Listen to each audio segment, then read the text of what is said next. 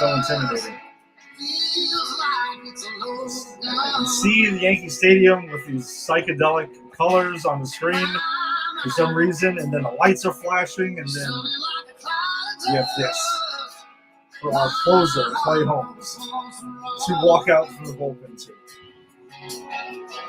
Nothing against Chris Stapleton, because I don't know much about the guy, but not quite into Sandman. I just wanted to state that. I don't hate the song.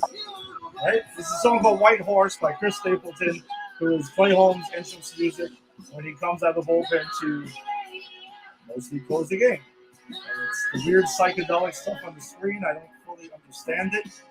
I seem to be not the only one who's confused by this entrance, but nonetheless, it's our entrance for this week. What is up, everybody? Welcome to a brand new episode of the Empire 161 Show, Season 5, Episode 11. We're back after a week off. We got a lot to talk about on this Sunday evening. I am Ed, and with me, as always, is Lisa. Lisa, what's up? What's going on? So I do want to say that although I'm not a huge country fan, Chris Stapleton is like country soul to me. Like, this man could be an R&B singer if he wanted. He's got an amazing voice. Yeah, you don't think, I mean, this is giving me Brett Gardner vibes. We do have things to talk about. And sadly for the Yankees, like, not many great things. This was a tough week. We had the series versus the Orioles where we went 1-2, and the Braves where we also went 1-2. But we do have some interesting things to talk about. I think I'm gonna sneeze. I'll just put that out there. It's coming. I feel it. So apologies when I do. But yeah, we're gonna talk about what happened with Anthony Rizzo. We have a new member of the team who is bilingual. Ed, did you know that Ben Rice can rap and speak in Spanish? I did see some video pop up about him speaking in Spanish recently. I love it. I love it. He was, if I'm not mistaken, he was singing a Bad Bunny song on a reel that I caught. Anyway, we're going to talk about some trades, and we're also going to honor arguably the best player in baseball history who passed away earlier this week. So we'll get through all of that. Oh, and Garrett Cole's season debut. We finally got to see our ace on the mound this week, too. So we have a lot of things to talk about, and we'll get to that in a few minutes. I do hope everybody, especially, actually, I heard almost the entire country's been in a heat wave. So I just hope everybody is hydrating and keeping cool. I think Ed and I both have our ACs blasting right now, in case you hear those in the background, because I'm not turning mine off. It's too hot in New York right now. Yeah, it is. It's boiling. I thought I could throw an egg on a sidewalk earlier and just like fry it up. I didn't even have to like waste my gas on my stove. Yeah, no, we do have a lot to talk about despite the Yanks having their tough week here. But a lot went down in the week of Yankees baseball. But in all of baseball, though, unfortunately, it was Tuesday where the news had came down where great Willie Mays had passed away. As Lisa had mentioned, definitely could second that. A lot of people have said that he's the greatest player. He was the greatest living player that we had, and a lot have said that have seen him play. Obviously, Lisa and I did not see him play, and yeah, they were the greatest they've ever seen. So, if you go ahead, you can go through the numbers and stuff like that, and in every measurable way, and even a lot of ways that are not like statistic-like stuff. I mean, Willie Mays was one of the all-time greats in all of baseball, not even just like Major League Baseball alone. So, yeah, no, it sucked. I mean, I heard a lot about Willie Mays from my father and my uncle. Like, he was my uncle's favorite player growing up, and like back then, he was a San Francisco Giants fan, and was a Brooklyn Dodgers fan, and they would argue back and forth.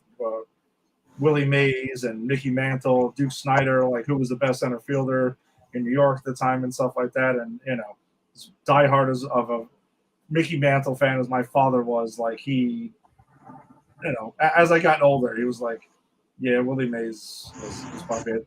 I mean, Mantle will always have that asterisk, right? Like, what if? Because he got hurt a lot. He dealt with a lot of injuries. So even though his numbers are astounding, he didn't, he wasn't physically able to, he still didn't reach his potential, is what a lot of people said. So,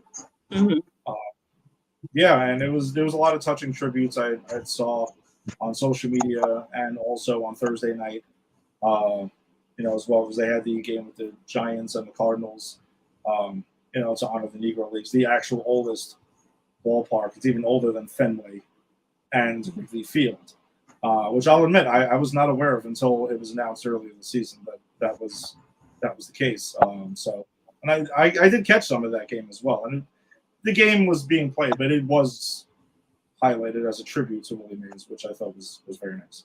Mm-hmm. Yeah. Go ahead. I know you have Willie Mays' career stats that you wanted to share as well. I did. I just wanted to make sure you said what you wanted to say. Yeah, no, I mean it's not. I mean I've heard a lot about Willie Mays, and again, for someone who never saw him play, that was just it was a lot. It was very he seemed like he was just still around like the entire time that I've been watching baseball. So it's there. Like I've heard so much about Mickey Mantle. I feel like I saw him play. Like that's what I just felt like.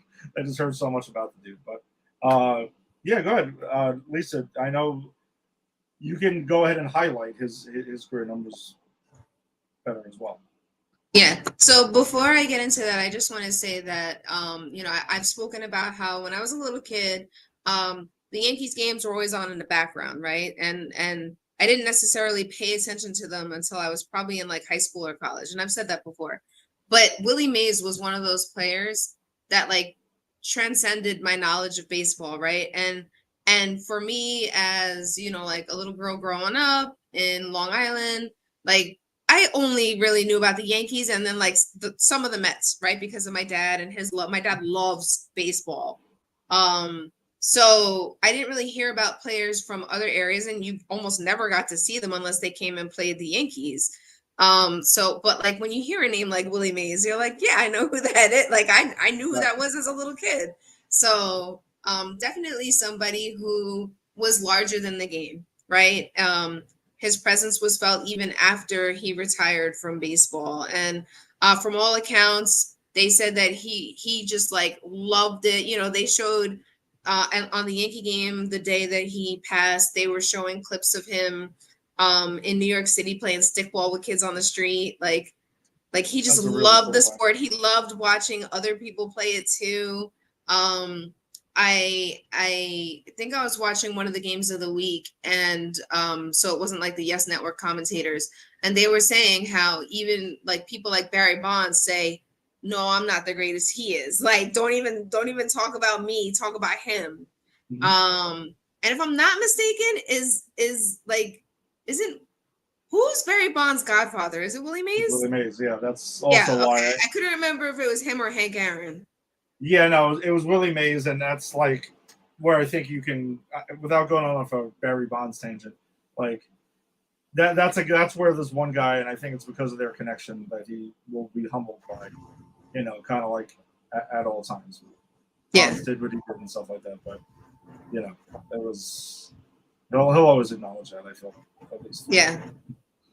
So, and for Willie Mays to do what he did in the era that he did, when he was one of the first people of color to be a significant, like marquee name, it says a lot. It says a lot for like what he probably had to endure, even though Jackie Robinson did it first, like he still had to endure it.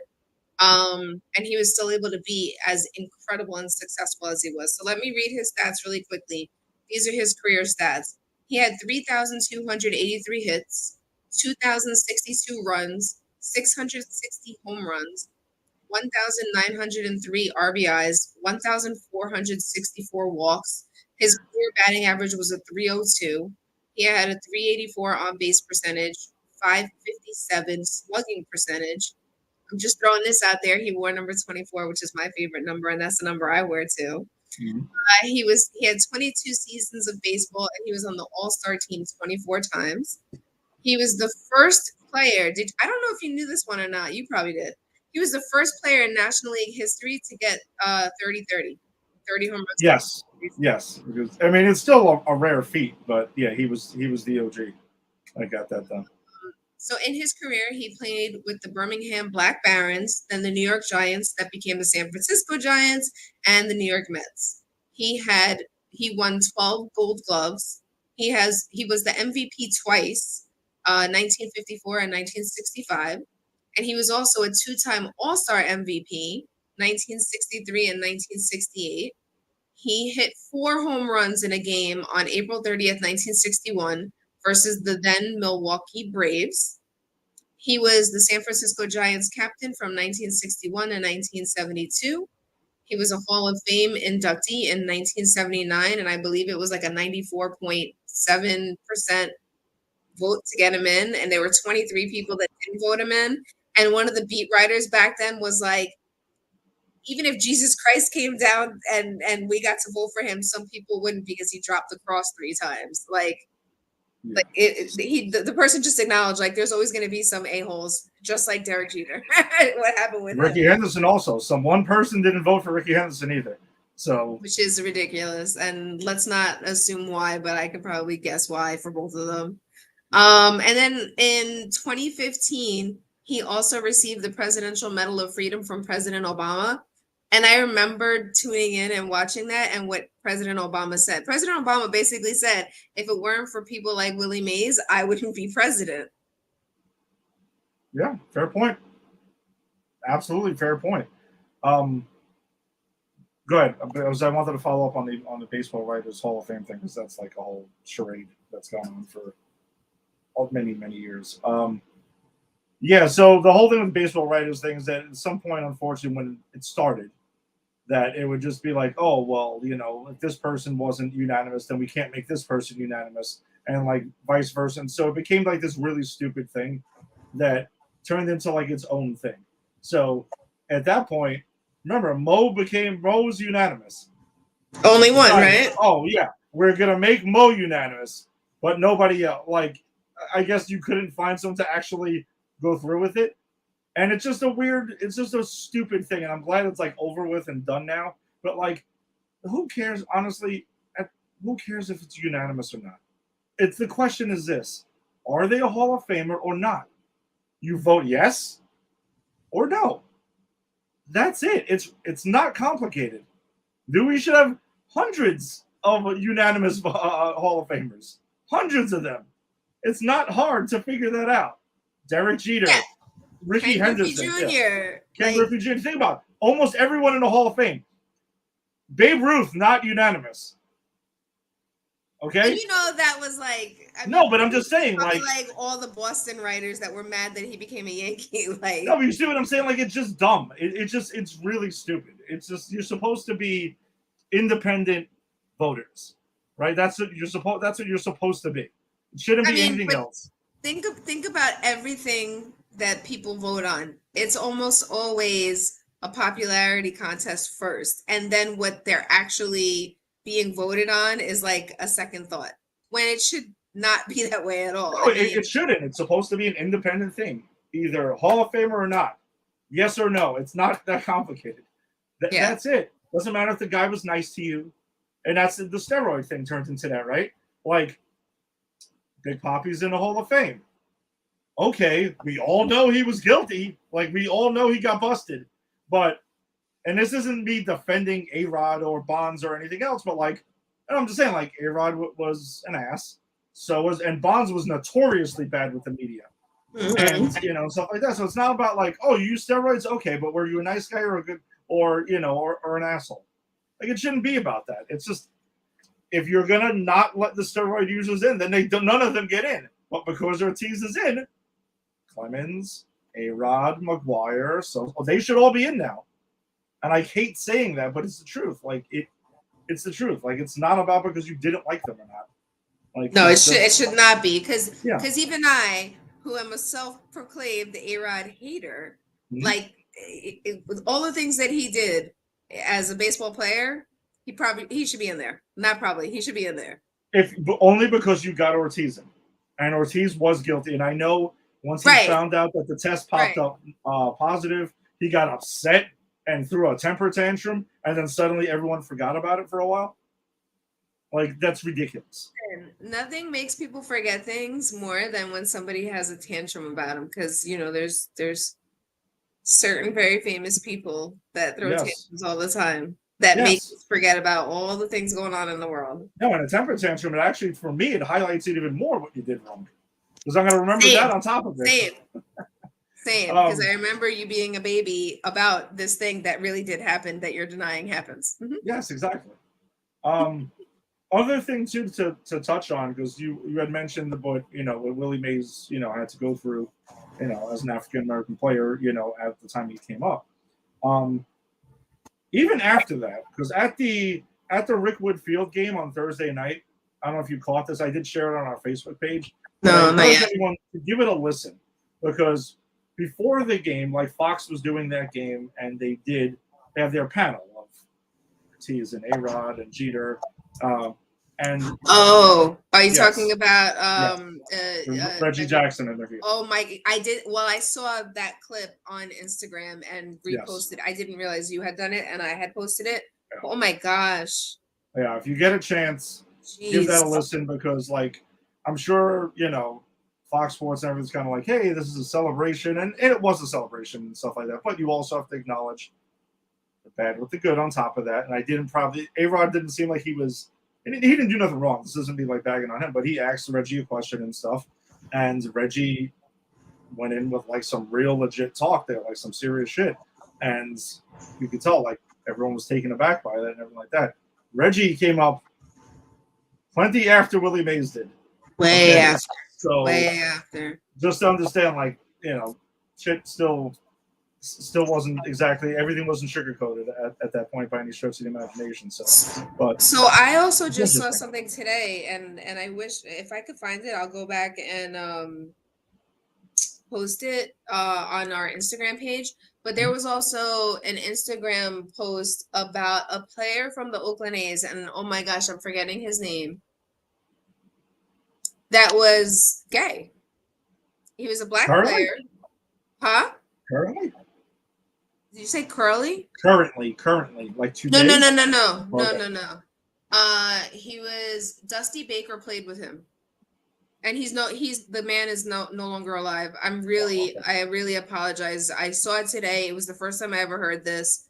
But anyway, he was gay, and he wasn't openly gay, but like people just knew that he was. Yeah. And the Oakland A's manager at the time tried to get him into an arranged marriage so that like people wouldn't question him, and he was like, nope, not happening.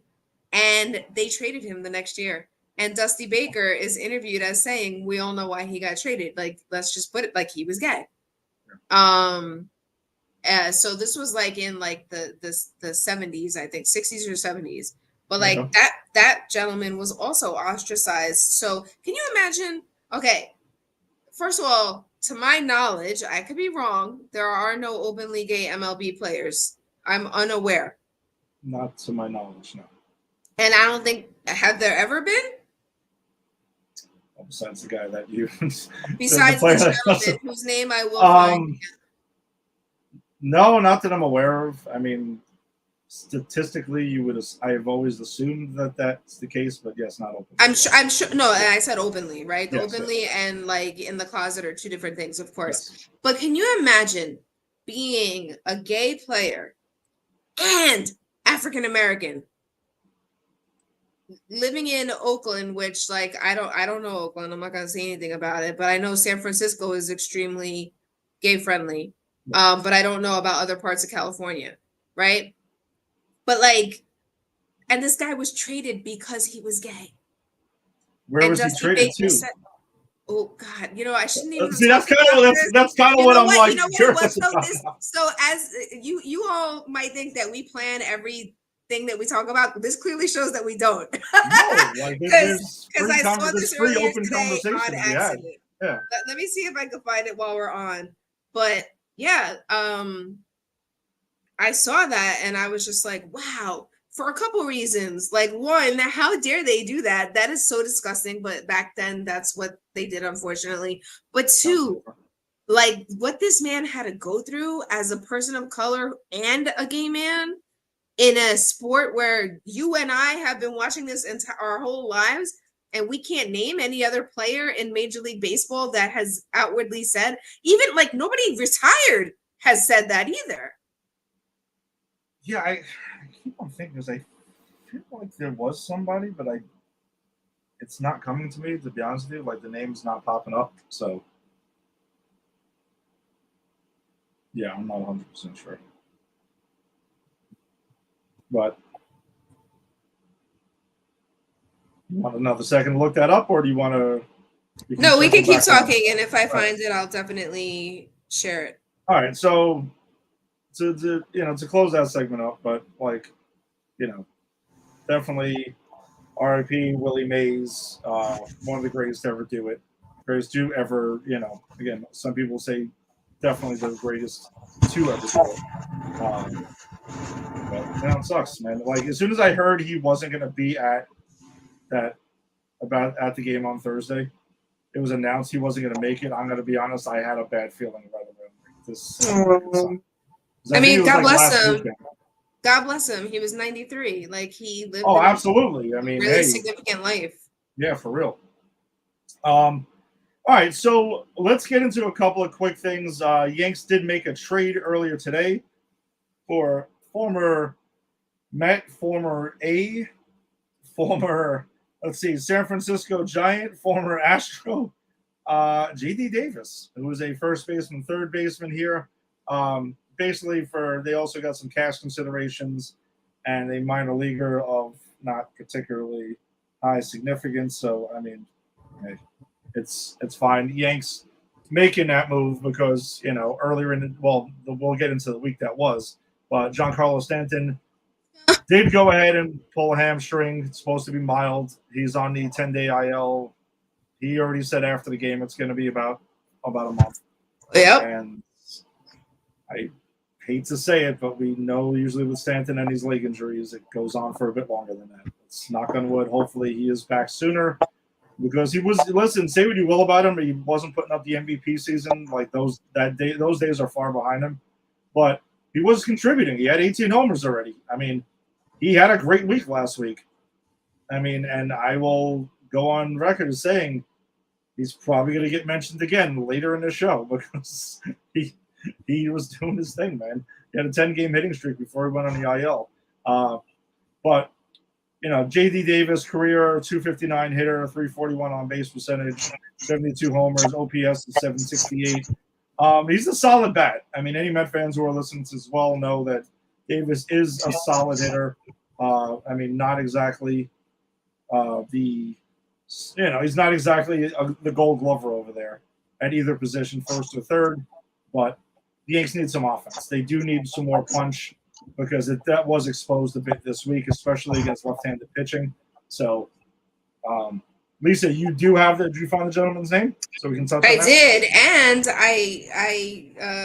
I don't know how true all this is, but this person was definitely the one I was talking about. So this man's name was Glenn Burke, and He was the first openly gay MLB player. He played for the Los Angeles Dodgers and the Oakland Athletics. He came out after retiring in 1982. And he's also credited with inventing the high five. Really? So Dusty Baker, I think it was Dusty, and this is like the story I saw. Dusty Baker either got a home run or was scored the game-winning run. Mm-hmm. No, it wasn't a game-winning run. He must have gotten a home run, and Glenn Burke was in the on-deck circle. So he went to go celebrate with Dusty, and he went like this, with his hand all the way back, and it's a picture of him like this, and Dusty talks about it. And Dusty was like, I don't know what to do. So he went like that back, and that's how the high five got invented. Wow. Yeah. That's okay. Or at least the high five as a celebration, and I'm sure other people had done stuff like that before, yeah. But anyway. However, there's a couple other names on this list. Billy Beane. Oh yeah. Maybe that's what I was thinking of. That his name felt like it was there, but I couldn't. Yeah, no, I actually knew about Billy Beane. And then there were 2 umpires. The first Open League A umpire was Dave Pallone. He was actually forced out in 1988 because of that, which is disgusting. And he was an umpire for 37 years before being forced out. And Dale Scott, he came out as gay in 2014. He retired after 32 years. And then an infielder named Ryan Ruby that came out in 2021, but he played in foreign countries and an independent league. Okay. But yeah, I mean, 3 players and 2 umpires are the only people who felt safe enough at any point to come out. First of all, that is very brave and bold. And I hope that if there are any players that they feel like they can be supported by their teammates at this point in time, 2024. Because I don't know, everybody should just be able to identify as who and what they are. And as long as you're not harming anybody else, I support you. Yeah, likewise. Absolutely. All right. Well, the 2 jump over to the JD Davis thing, though. Yeah, it was basically cast considerations, and infielder Jordan Gorshans is who went the other way. To make room in the 40-man roster, the Yanks transferred Nick Birdie to the 60-day IL. So, yeah, as I was mentioning before, I mean, the Yanks, especially this week, it was highlighted their issues against left-handed pitching, specifically the top flight ones, Max Fried earlier today. And I know Boone did mention he was going to be in a platoon spot, probably between first and third as well. So, the Oswaldo Cabrera will probably get his bats versus righties. I mean, it's been well documented his right-handed hitting is not great. And I do wonder if that's going to just kind of not be a thing anymore. He's just going to bat left-handed, and that's pretty much it. I thought that's kind of seemed like they were going for earlier in the season. He was even batting lefty against lefties, and all of a sudden that just was not a thing anymore. Just dropped it, and that was it. And DJ LeMahieu, I mean, some will say he is in spring training mode. I personally think he might be washed up. I mean, it's not great. He has not looked good, but I'll give him the benefit of the doubt. He hasn't had a lot of at-bats. So, I mean, Davis is a welcome thing, and it kind of reminds me of like a Jake Bauers move or something like that. Like it's like a superstar thing and stuff like that. Like he's just gonna hopefully get in there and give him a little bit of punch, right-handed punch off the bench. It is crazy, right? Like we would think the Yankees needed to add right-handed hitting after the last couple of years where they were all dominantly right-handed and needed left-handed hitting so desperately. So, but they've readjusted. It's almost like the opposite at this point. So I think it's a solid pickup though for the Yankees. And it's basically he's going to get the start in the Subway Series games coming up. Because the Yanks are going to be facing 2 lefties against the Mets. I saw that when I was doing my pitching probables.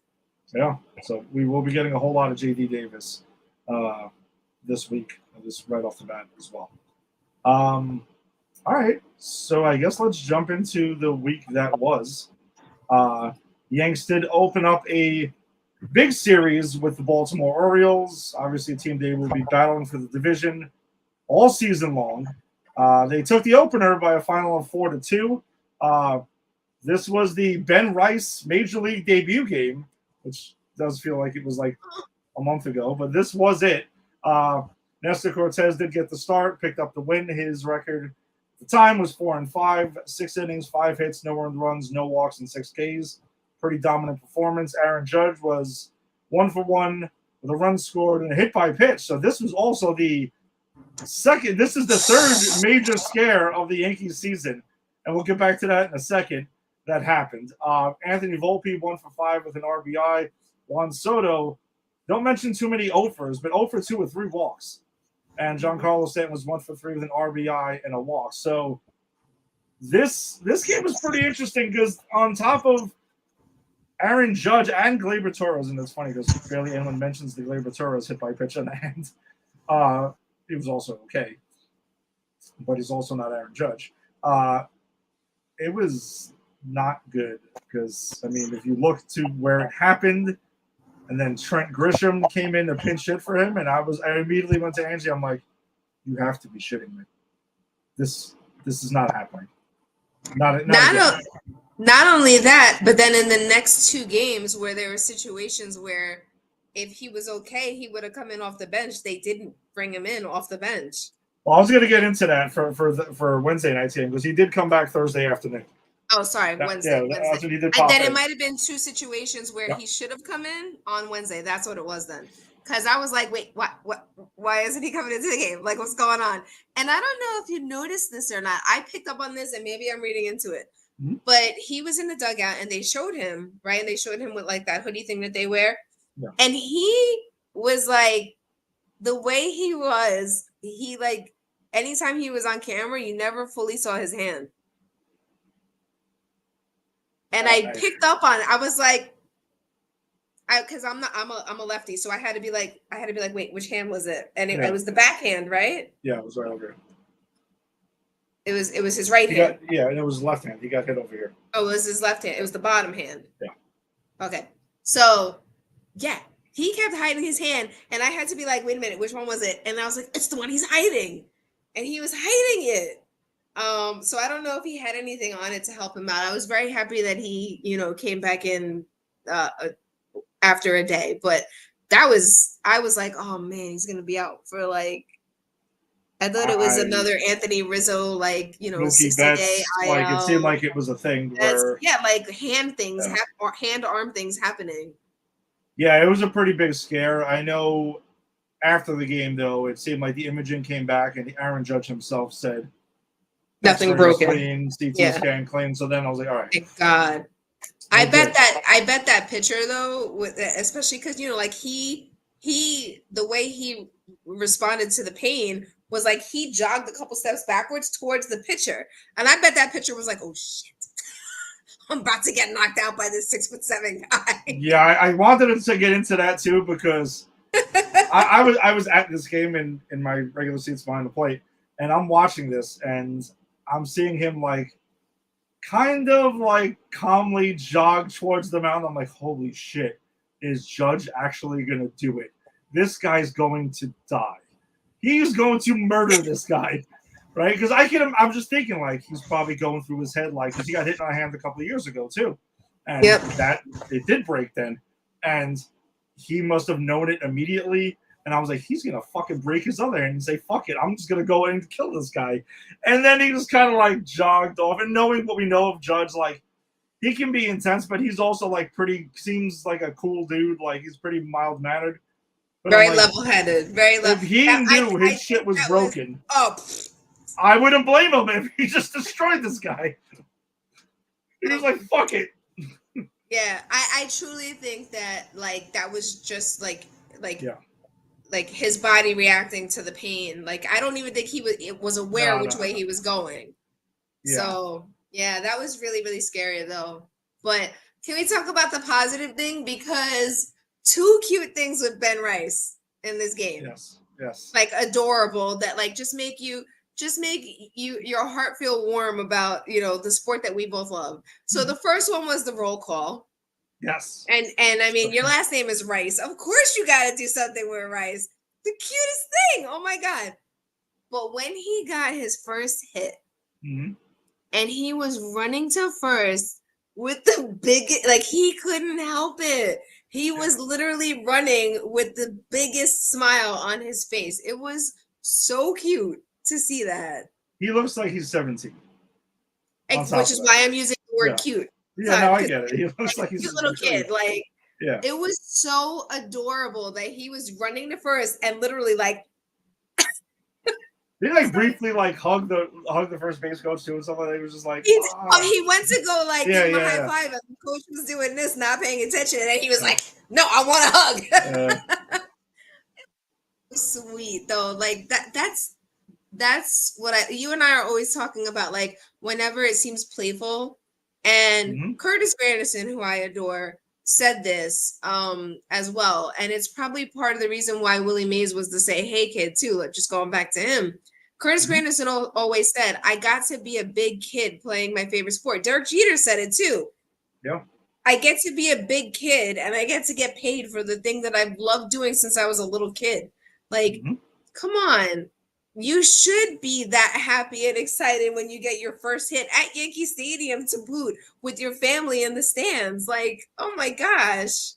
I just think I love seeing stuff like that. Like when a player like kind of like breaks character and just acts like himself outside of being a major league athlete. Like, I just think that's the cutest thing. No, I've been a huge advocate for like let the kids play and stuff like that. And I was, I think, baseball 5 years now, I think 4 years ago, they were advocating like the bat flips and stuff and let the emotion out a little bit more, like it's okay. And I do, and again, I think we talked about this, maybe it was a few episodes ago, or whatever, like 44 now. Like I look at these, like these are kids, they're in their 20s, in their early 30s. Yeah. Like I'm older than them now, so I can look at them slightly differently, where you're like, all right, you got to remember that. And why not? Let them have fun, man. Like you are playing the game. And yes, in the end, it is a game. It means a lot to us. It's all important. Yes, they're professionals and stuff like that. But it's a game. You got to have fun. You can't play the game tight and everything like that. You got to just do your thing. One thing, though, in the ninth inning of this game, was the Yanks were up 4-0 going into the ninth, and Clay Holmes came on, and we had the weird psychedelic intro that I referenced in the beginning. And he gives up a single to Gunnar Henderson and a 2-run laser to Anthony Santander. And guess what, ladies and gentlemen? We got ourselves a fucking game. And that's how it ended, thankfully, 4-2. But once again, Clay Holmes can't just happen off nice and easy. Like, I'm not an anti-Clay Holmes guy. I'm not. But I question if he has the stomach to be the closer. I still question this. To be the closer of the New York, to be the closer of the New York Yankees. That on top of being the closer, because I don't care what the numbers say, and this guy can do this and this guy can do that. But to be the closer, you have to have the stomach. You got to have ice water in your veins, essentially. Like you have to be able to deal with that. And I know there's no analytics, there's no numbers to quantify that. It's just right. Either you have it or you don't. That's it. And I do question that. I guarantee you, if Clay Holmes was like pitching in the 8th or the 7th, you'd probably get 1, 2, 3, no problem. Bang, bang. And that might be what they need to get. But there's also not a lot of great closers in baseball right now. So I know some of us have been spoiled when we had certain Mariano Rivera for a long time. And then we had Rafael Soriano briefly and David Robertson and Chapman before he totally lost the strike zone. When Prime Chapman was legit. Chapman was. Then I don't know what the hell happened to him. He got in his head as well. So it might be something they need to address at the trade deadline. And I'm sure something we'll be discussing over the coming weeks because it's concerning. The bullpen in general is a little bit concerning right now. Which is really crazy because they were the best bullpen in the league in the first third. I know. And what is it, like the last 20-something games or something like that? Like they have like a 5 ERA. It have completely imploded. And nobody knows why. Well, I do think that part of the reason is they don't have a lot of swing and miss strikeout guys out of that bullpen. There's a lot of guys who pitch to contact. And in the bullpen, that doesn't always play out when your entire bullpen is like that. So that's where I think it's kind of showing its ugly head right now. One of them did come up on Wednesday night when the Yanks did drop the second game of that series to the O's in extras by a final of 7-6. Great game, by the way. Phenomenal baseball game, to be honest with you.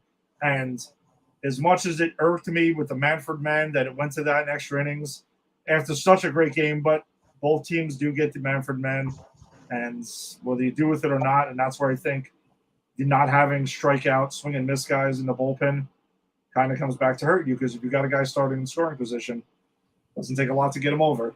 And then, but Garrett Cole was back this evening as well. He made his season debut.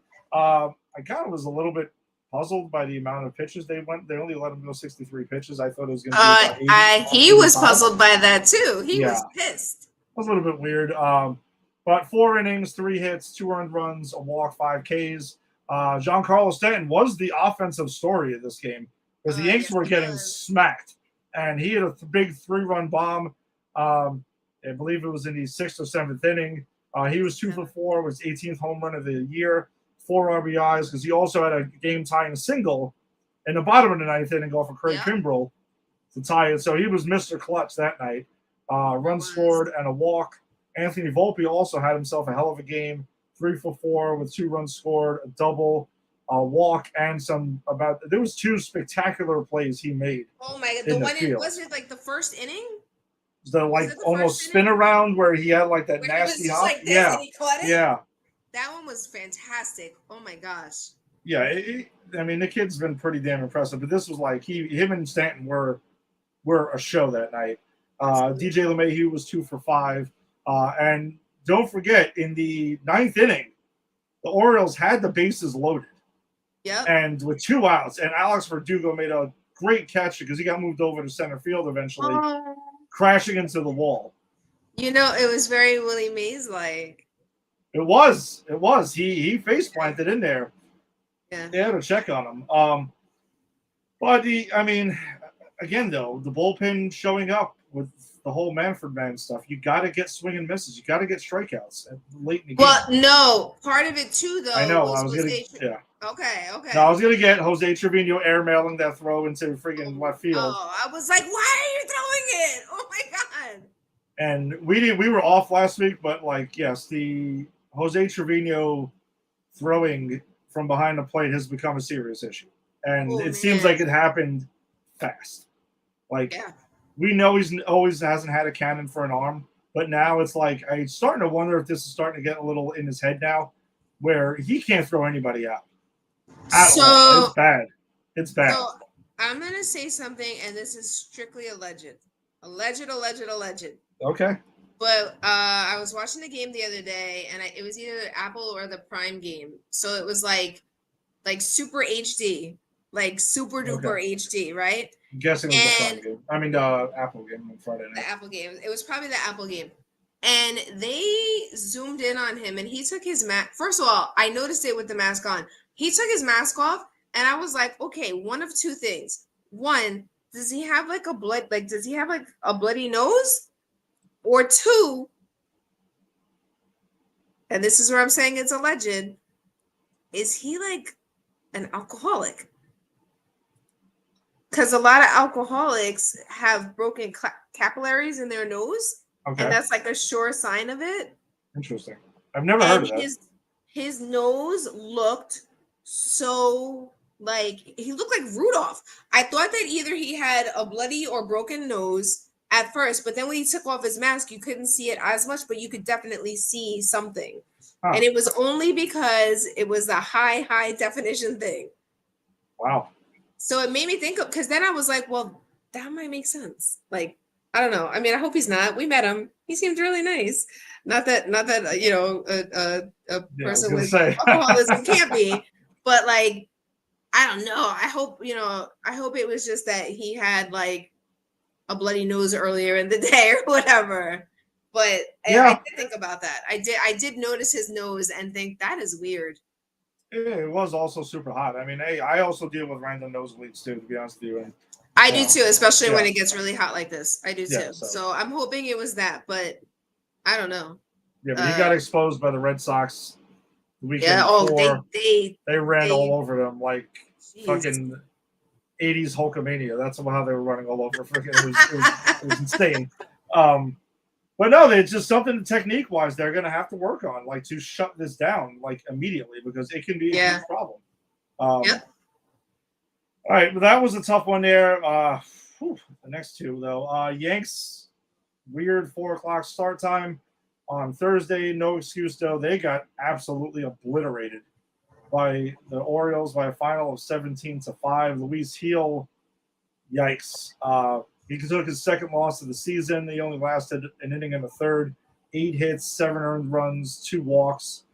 Aaron Judge, the bright spot was he did come back. Yep. And actually, we didn't mention other things. I know we got sidetracked. We'll get back to that in a minute. He had his 27th home run of the season, 3 RBIs. Leury Torres, 1 for 2 with his 7th home run of the season. But that was about that. Luis Gil, though, man, he was just hanging, breaking balls over the plate, fastballs, missing spots right down the middle. He was throwing batting practice, and the Orioles let him know it real fast. They sure did. The only silver lining to that is, guess what, though? I know the Yankees won't say that there is an innings limit on Gil. There has to be, because his career high before this is about 90 innings. There's no way he's going to 200 innings. As great as he's been, it's not happening. So, shaved off a few innings, I guess. I mean, you can look at it that way. His future, though, this season, I mean, they're going to have to start getting creative with his innings, because they're going to have to cap it at some point. Maybe he goes to the bullpen and fixes it, and maybe he finishes the season there. It's a possibility. I mean, you can technically, when Clark Schmidt comes back, if he can make it until then, that might be what happens. And maybe he gets used kind of like Rivera in 96, where he's a 2-inning reliever. Maybe he develops to be a lights-out guy there. You could end up solving one of your bullpen issues out of one of your starters. So it's a possibility. I mean, because that is one of their issues is their bullpen, because their bullpen also got smacked around after Gil left as well. So it wasn't just like it was only on Gil. But when your starter gets smacked around, you put yourself behind 8 ball. It's kind of tough. Like, comebacks happen, but I mean, you're not doing yourself any favors. And to talk about the Aaron Judge thing we wanted to discuss from Wednesday night's game, yeah, there were 2 pinch hit spots where Jahmai Jones came in and got the pinch hit spot and stayed in the game, and then you knew that the Yankees were not playing Aaron Judge at all that game. Now, I don't know how swollen his hand still was, but I know Tuesday night, after it happened, he told the media, he said to Boone, he wants to be in the lineup the next night. He was already asking in. Okay? And if he told you he can deal with it, then so be it. I know he took some swings before the game on Wednesday night before they ultimately decided to sit him. But this is on the Yankees for they would not let him play. This is them being a little bit overcautious, in my opinion. He got hit on the hand. What is he going to do further to it? What? You're playing against the Baltimore Orioles. It's one of your chief rivals. We all know they're not going away. You're not going away either. Every game matters. You don't play them 19 times anymore. I'm just saying, like, come on, guys. You guys, and I've given them a lot of credit for not doing this shit this year, but this was one spot where it creeped its head. You should have just given him a pinch hit at bat, man. It was not going to do anything wrong. You could have won the game. Bases loaded is when Jahmai Jones came up late in the game. Come on. I'm sorry, Lisa. You got something there. That pissed me off. I was at the stadium like cursing about this thing. Joe was there listening to the whole thing. I was tangent. No, I mean, I hear you, and I definitely, I think, we're not there, and I agree. It would be a tough call if one of us was the manager. And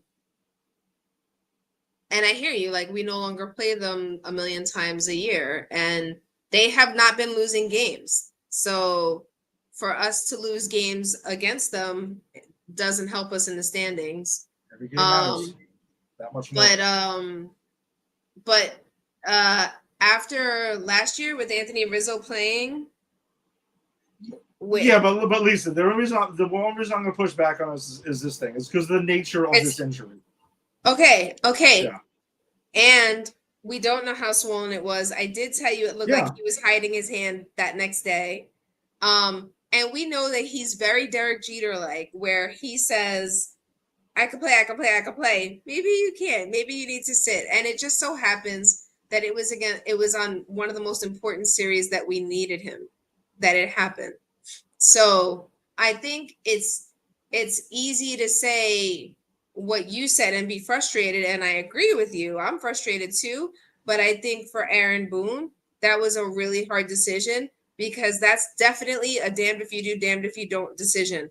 What if, even though the imaging didn't show anything, Mhm. Like, what if in his at bat he got hit in the hand again, ironically, or something, or like even a foul ball that like the bat reverberates in a way that like I don't know does something to the nerves or whatever in his hand, and then he's out for like the rest of the season.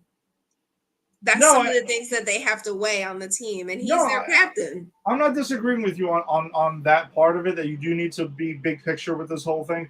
And I'm not saying that. I'm just, if it was a hamstring, if it was a pull of some sort, I wouldn't even be questioning it whatsoever. But the fact that, again, it's a bruise. His hand was swollen.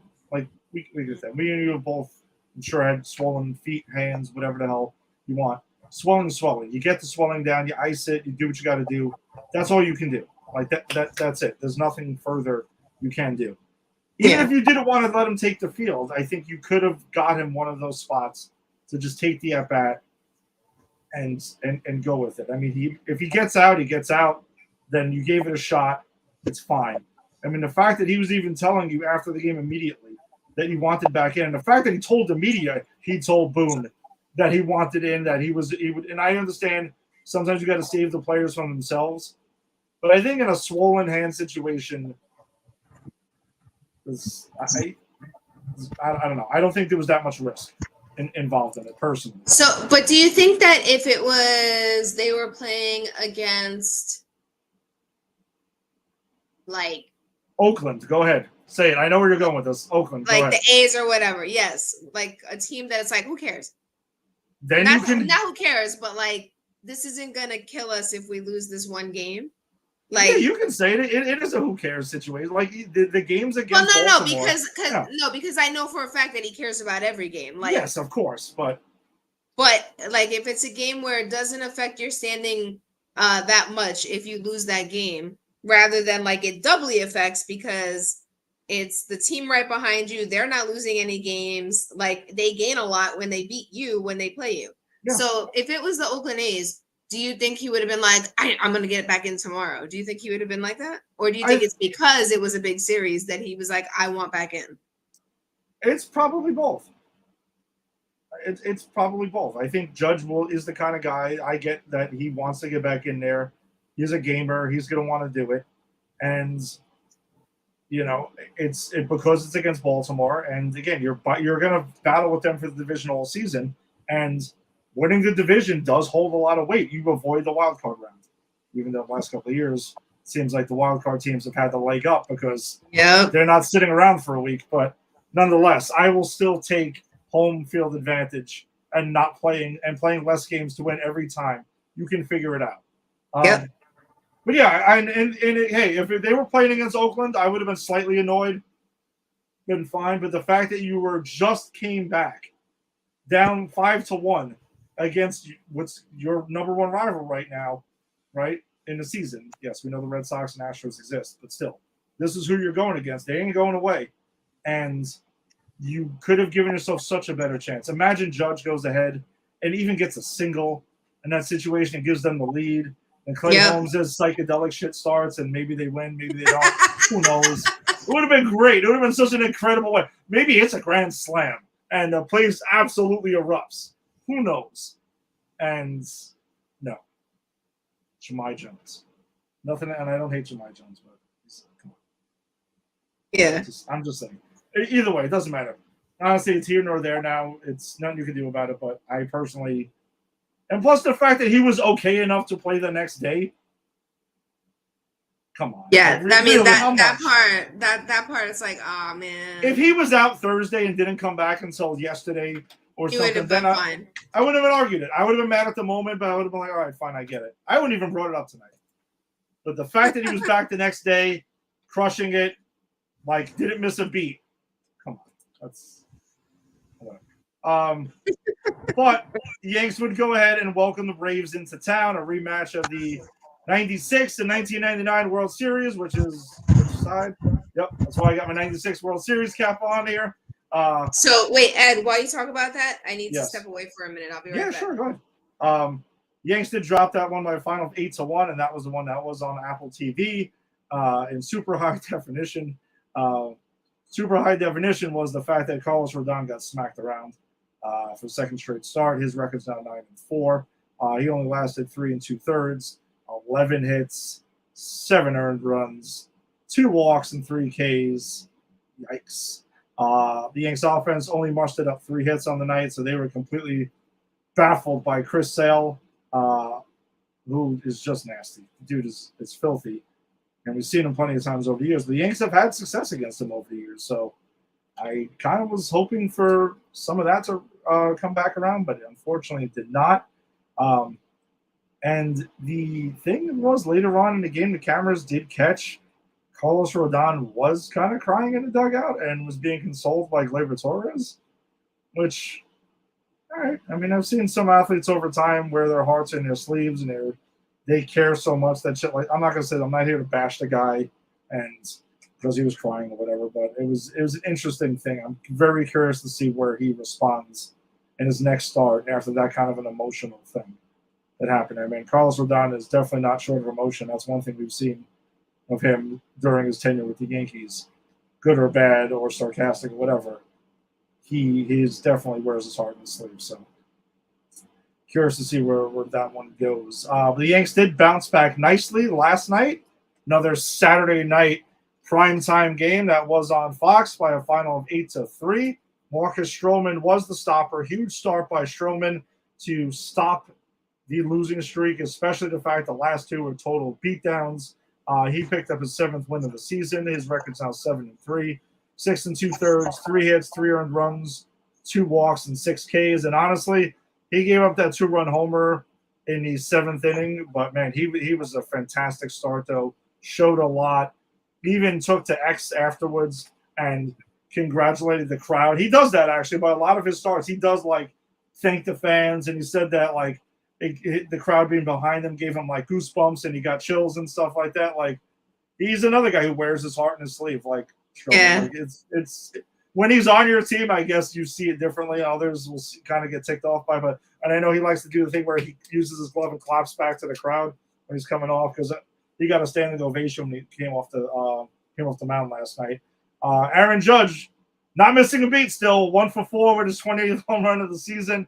3 RBIs and a walk. Oswaldo Cabrera, 2 for 4 with 2 RBIs and 2 runs scored, who, again, is back to fighting for a starting position here because, I mean, every one is going to matter. Trent Grisham, very interesting season by this gentleman. He pinch hits for Giancarlo Stanton after he left the game, which I was cursing again about another guy coming out, and Trent Grisham seems to be the guy who usually pinch hits for the guy because he did for Soto, also as well.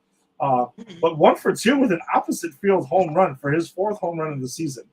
Mm-hmm. Was 9 hits and 4 home runs on the season, by the way. That includes today's stats as well. Very bizarre. Juan Soto, 1 for 2 with a run scored and 3 walks last night. So, yeah, nice bounce back effort by the Yanks on another Saturday night primetime game. Unfortunately, didn't transition to earlier today where the Yanks did drop the series, now dropped their 3rd straight series by a final of 3-1. Max Fried was filthy. He was unhittable for most of this game. Nestor Cortez, though, not so bad himself. He took the loss, but his record's now 4-6, 7 innings, 5 hits, 3 earned runs, no walks, and 7 Ks. Anthony Volpe was 1 for 4 with an RBI and double. And Ben Rice, his first multi-hit game of his career, he was 2 for 3 on the day. Also impressive, though, because he hung in there tough against another lefty. I mean, that's one thing I've noticed about the kid so far. He's left-handed, but he does pretty good at bats. He's faced some tough lefties this week. Mm-hmm. That's also needs to be noted between Chris Sale, and Max Fried. Not easy guys to go against, especially for a guy in his first week in the show. So, I always think that's the best way is throw him in there. To do the hardest thing. The best thing my dad ever did for me, this has nothing to do with baseball, but it's like a similar analogy. Mm-hmm. After I got my driver's license, I got it in June or late May. Mm-hmm. My dad made me drive to the Puerto Rican Day Parade in Manhattan. Nice. And I remember being in the city like, Dad, do you want to drive? And he's like, nope, you're going to learn today. And let me tell you, no driving situation scares me, though, because of stuff like that. If So you can I drive in feel Manhattan, like, you can drive anywhere. seriously, and during a parade where there's like extra people in this, like way extra, millions extra. So I feel like Ben Rice had his version of the Puerto Rican Day Parade in his first week as a Yankee. By the way, something I want to mention about Juan Soto, a quick note, is he now has, since 1901, the most walks. Yes, 700, 700? 702 before the age of 702 now. 26. And second is Mickey Mantle with 668. It's not even close. That's insane. And a quick note, another one I wanted to mention on J.D. Davis, even though he is hitting 265 right now. Sorry, his numbers are underwhelming, but he is hitting 265 with a 795 OPS and 37 plate appearances versus lefties this year.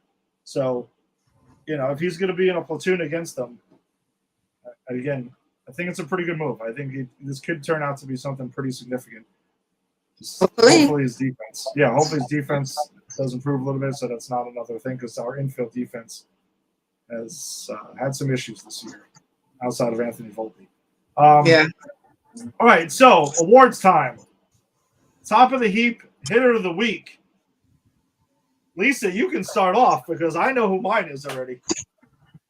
I know who mine is too, and I could have picked a couple of people, and this is before I knew that he went on the IL. So I did pick Giancarlo Stanton, but he had great numbers this week. So did I. Oh, that's why you made that face. Yeah, okay. So did I, unfortunately. So Giancarlo, I don't know when we're going to be able to give you this again, so you're welcome.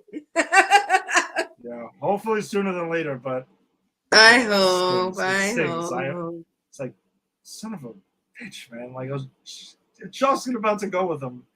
All right, whatever. Our top of the heap hitter of the week is Giancarlo Stanton, unfortunately. King of the Hill pitcher of the week, Marcus Stroman, for being a stopper. Yes, for being a stopper last night, because boy, did they need it, man. Like, watching Heel and Rodon totally get lit up on back-to-back games, that was hard to watch. So it definitely goes to Marcus Stroman. Notable mention to Garrett Cole just for coming back and doing what he could with the 63 pitches he was given. But that's who I'm going with. Who do you got this week? I went with Nestor Cortez. Okay, no, good. Also, good choice. Yeah, really good choice.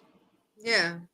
I thought even though he had 10 hits on his line for his 2 starts, which is not great, but like he had no walks, 13 strikeouts, and he had 13 innings in there. So I don't know. I just feel like, definitely a contender. Couple people that we could have chose for that one as well. Yeah, I'm going Michael Tompkin also. Could also be. I can't believe I'm saying that too. Michael Tompkin. He's been one of their better relievers. Who would have thought after that first outing? Yeah. All right. So I guess that does take us to our Subway Series preview. The Yanks will be heading to Citi Field for the first of the 2 Subway Series games. Unfortunately, 2-game series. I really, really want them to stop that shit. Just make it a full series and cut the crap with this already. And I do prefer when it's on the weekends, and I understand why they're doing it, so they can get more sellouts on weekday games. I understand. But it sucks. All right, Lisa, who do we got? Who are the pitching probables for this 2-game set against the Mets? Right. So on Tuesday, the Mets will put David Peterson on the mound. He's a lefty. He has a 3-0 record, 3.97 ERA, and 12 strikeouts. And he'll be going up against our ace, Garrett Cole. He's a righty. He has a 0-0 record, 4.50 ERA, and 5 strikeouts so far. And then on Wednesday, they're going to do Sean Manaea on the Mets, and he's a lefty with a 4-3 record, 4.16 ERA, and 73 strikeouts. He'll be up against Luis Gil, who I hope has a turnaround game. He so far in the season is 9-2, 2.77 ERA, and 97 strikeouts for the season. So we'll see what happens. Ed, are you going to this series? I will be at both games in Citi Field, as I often am. Yeah, no. Well, one of them is always the game with my cousins. Shout out to my cousin Mike, who I'm sure either listening now or will be listening tomorrow. That became a tradition a little while ago now. My cousins are mostly Met fans, so we go ahead and I go with them, and we bought like 8 tickets deep and stuff like that. So that's Wednesday night. And actually, I'm going with Danny Tuesday night. Oh, cool. So, yeah, I always buy 2 tickets to the other game, and I'm like, hey, Angie or you or somebody will go. It's not hard to get rid of a Definitely not. Yeah. And it's not bad that it's a 15-minute drive from my house. It's not far. Even though I do get home fairly quickly from the Bronx, I got to be honest. There's rarely traffic on a weeknight game, so I kind of zip home. But it's even easier, to be honest. Yeah. The key is not parking in that godforsaken parking lot. You got to park in Fresh Meadow. Somewhere else, somebody else, somewhere else. Don't tell people. Don't tell No, people I'm just saying that's it. It's huge park. Not Fresh Meadow, sorry. Flushing Meadow Park. It's massive park. Somewhere in there. But no, it should be fun. I always enjoy the City Field games and stuff like that as well. So we will see how that goes. And I got to check to see. I know they had some sort of like crazy rainbow cookie thing going on there that I didn't get to try on opening day. So maybe I'll try to seek that out Tuesday night. Nice. Yeah, I don't know. We'll see. It sounded a little bit weird, I remember, but I'll always give it a shot. I mean, I ate fried grasshoppers. Well, listen, you did, which I still can't believe you did that. Listen, you know how I feel about mascots. So if you see Mr. Met and his family, I'm gonna need a picture. Like of them by themselves? I'm not taking a picture of them. No, I know you're not. No, okay. Like if you see them walking, just like real quick. Yeah, sure, no problem. I got you 100%. I will promise you that right now. I will definitely take a picture of them by themselves. Because I'm the one. I know. I don't expect you to take a picture with them. Oh, listen, Angie stopped me. I one time was there, and they weren't playing the Yankees, and I caught a T-shirt, and I went to throw it back at him, and she jumped in front of my arm. You could have just literally given it to a Met fan near you. I'm pretty sure that's what ended up happening, but I caught it and in one motion was winding up to go throw it back at him. Come on, that would have been hilarious if you were like some jackasses on the news because in one catch. That would have been pretty awesome. One catch and then bam. Oh man, Angie ruined that moment. I had a chance at a moment there and she stole it from me. Whatever. Okay. Let's get back to the show. All right. Well, thanks for joining us as always. We appreciate the support. If you're joining us on Facebook, you should check out the Empire 161 Show Facebook group. So we share lineups and highlights and all fun stuff that don't make the show. So you can check us out there. You also check out Pop Culture Pros and popculturepros.com because that's who we are presented by.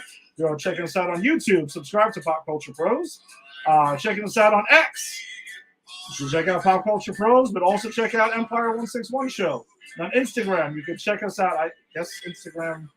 Yeah, Pop Culture Pros has Instagram as well. But so do we at the _Empire _161 show. And check us out there as well.